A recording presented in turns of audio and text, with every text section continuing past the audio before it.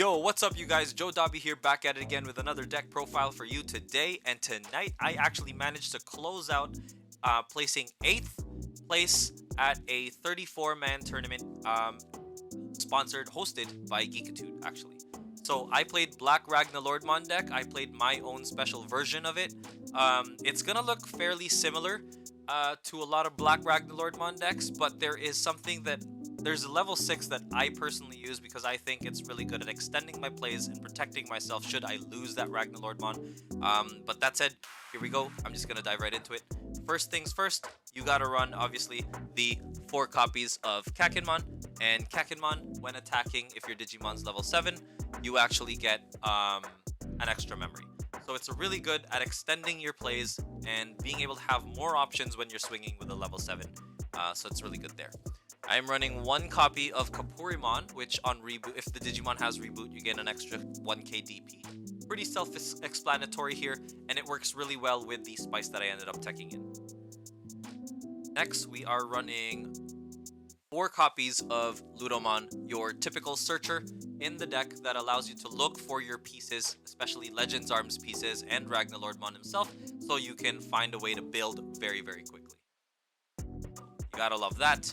And I am running for level 3s 4 copies of Gotsumon, and the reason why I'm running 4 copies of Gotsumon is because sometimes you just need that clutch blocker early game. If you are building up into Ragnalord, sometimes it takes a few turns to get there. Gotsumon can at least hold the fort, especially in a rookie rush matchup. Now that people are playing the jamming Vmon, Gotsumon actually really stops that attack altogether, so it's really, really good. I'm gonna slide these guys a little bit closer so I don't run out of space, but there we go. Now I am also running finally 4 copies of Commandramon. So Commandramon is your 2-cost typical 3k DP rookies, and these guys come in super clutch if you want to choke your opponent out, because you want to make sure that they're memory starved, because they're going to be memory starving you once they see your Ludomons and your Kakinmons, because they're going to assume that you're going to be playing a Ragnaloardmon deck typically. So because of that, they're going to try to starve you out and make sure you don't get to Ragnalord as they build their board. So counter them with the Commandramon and it should be fine. Lastly, we have 1 copy of Chumon, because you do not want your opponent to be extending their plays to Hammer Spark or anything like that when you are slowly trying to build into Ragna, especially on the slower times. Generally, I've actually built up to Ragna fairly quickly, thankfully, because of my hands, my draws, my ratios. But Chumon will definitely come in handy when the time comes. Alright, so just gonna dive into the level 4s here. I am running 4 copies of Tyaludamon. Tyaludamon is really great. If it's a level 7 Digimon stack, then when attacking you can actually de-digivolve a Digimon. And the cool thing about that is you can de-digivolve a rested Omnimon to swing over it with your Ragnalord, and if you have the piercing stack, you can actually pierce. So that's really, really good. 4 cost to play also allows me to hard play the card without worrying too much. You can put your opponent to 4 max, and if they have a tamer, you can put them to 3 and not feel too bad. Next, I've got 4 copies of Tankmon, because you want to make sure that if you get Alter Rest, you have something on the board to stay alive with. So getting de-digivolved sucks. So Tankmon actually gets to stay on the board because Alter Rest won't kill it at the 6k DP threshold, and it's a 1 cost to evo, so you can definitely turbo up if need be. You won't always need to de-digivolve things, which is why I like the Tankmon option. So lastly, I have 3 copies of Groundramon, some mid-game defense while I build into the piece. I like to build my Ragnaloardmon in raising no matter what the matchup is, just because I don't want to anticipate. I'm trying to anticipate for any kind of cheeky tech cards that people might throw into their decks. So Guardramon comes in clutch by allowing me to defend mid-game and hang on. So next, I'm running in level 5s 4 copies of Raiji Ludomon. Effectively does the same thing as Taya Ludomon, but at 7k, it's a level 5. It's 6 cost to play, so if I have a tamer out, then I can put my opponent to 3 and hard play it, and that's a very, very quick bridge into your Megas, which is really awesome.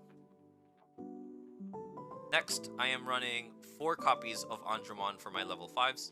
And naturally, you want Andramon to be able to defend and increase the pressure, the defensive pressure that you have, forcing your opponent to go tall instead of wide, which is ultimately what your Ragnaloardmon deck wants to fall into. It wants to fall into a matchup where you're more in the one-on-one Digimon scenario versus the 1 against 5.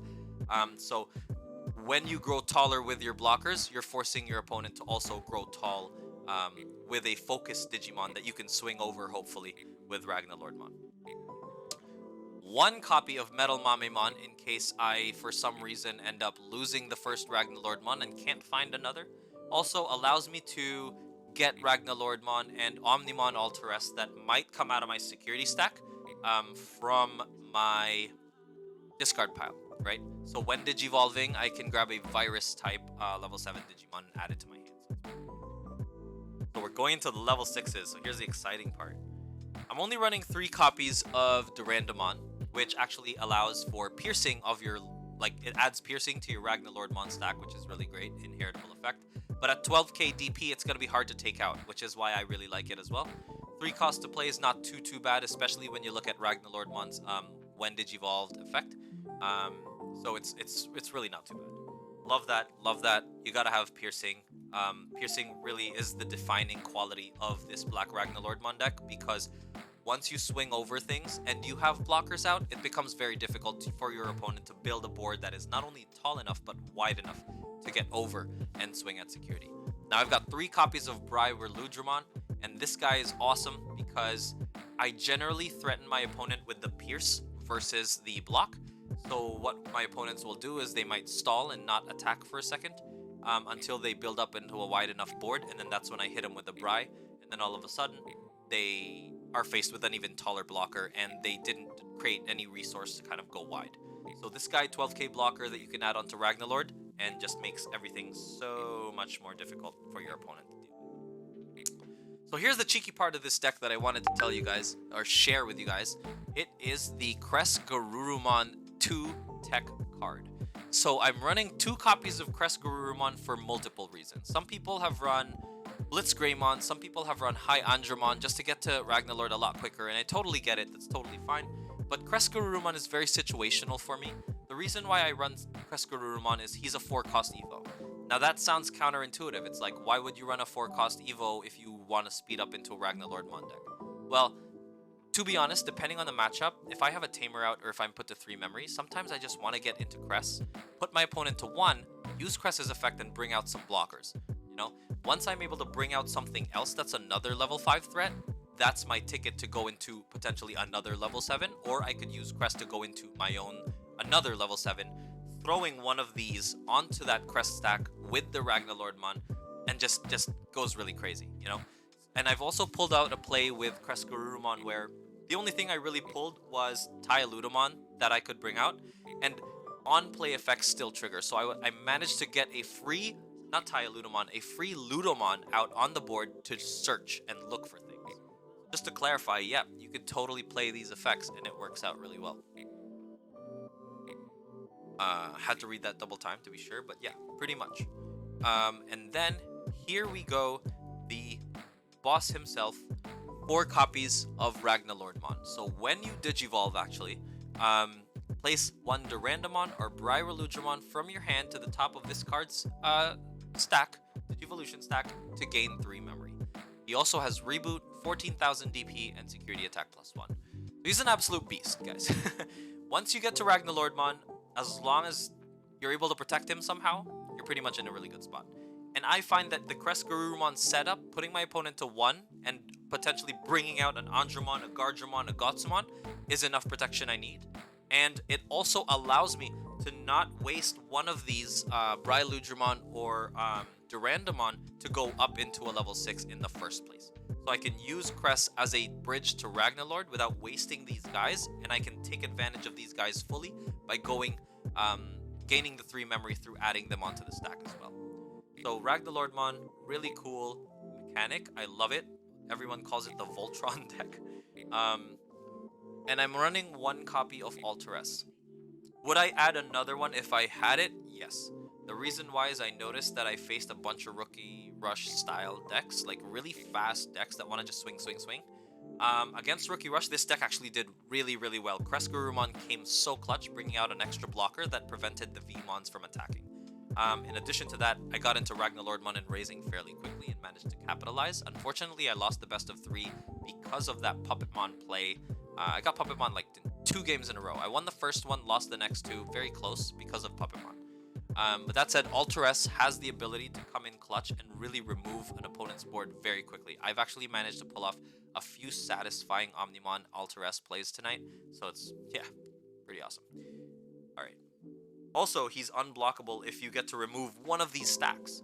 So literally, once you get to, you know, these level 6s, you can be unblockable, really good pinch card, and allows you to get over things fairly easily to seal the deal.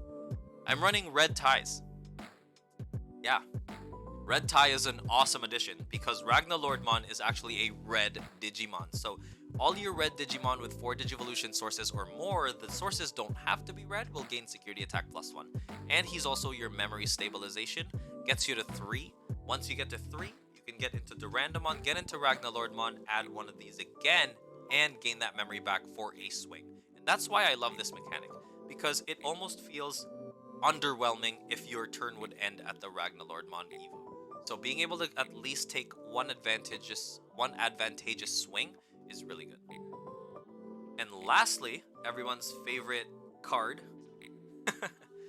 2 copies of Gaia Force. Very straightforward, destroy a Digimon. Insecurity, just activate it. So I'm running 2 copies of this because tie is turned on. You want to get to Ragnaloardmon as quick as you can anyway, so you're going to end up at a red Digimon, and at level 6 you can go up into Durandamon, potentially drop this if you absolutely have to, and then go into Ragnaloardmon next turn. So 2 copies for removal and surprise factor is really great. So if you look at this deck, you actually have a lot of security threats. You have 3, 6, 8, 12, 13, 14, 15 security threats potentially that could come out. And yeah, the deck is really, really cohesive. It works. It synergizes very well. The Ragnaloardmon actually comes in really nice because it allows you to go slightly wider than most Ragnaloardmon decks. I felt that adding Blitz Greymon might be going overboard with D-Digivolution, and I find that once I have these 2 out, I can do all the D-Digivolution things, the shenanigans that I need to do. You know, I can use Raiji to D-Digivolve this, Taya to D-Digivolve that, and then all of a sudden they have to go back up, and I could just put them to 3, and it's that much harder to get into something that could actually remove Ragnaloardmon because of that, and I get to get the swings. So the deck, super fun. Placed 8th with it, and I've only had about a few days testing and building this deck.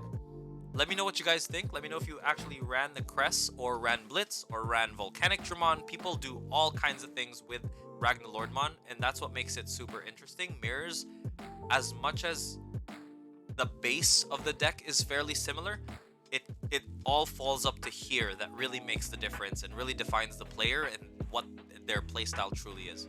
And then it becomes really, really fun. But that said, guys, thank you so much for watching. I'm really pumped right now. The stream has popped off tonight, and it's been so much fun. If you guys are interested in that, you guys can check out my Twitch. It's Joe Dobby as well. Go ahead and type that name out on Twitch, and you'll be able to get it. That said, yo, thank you so much for watching, and peace.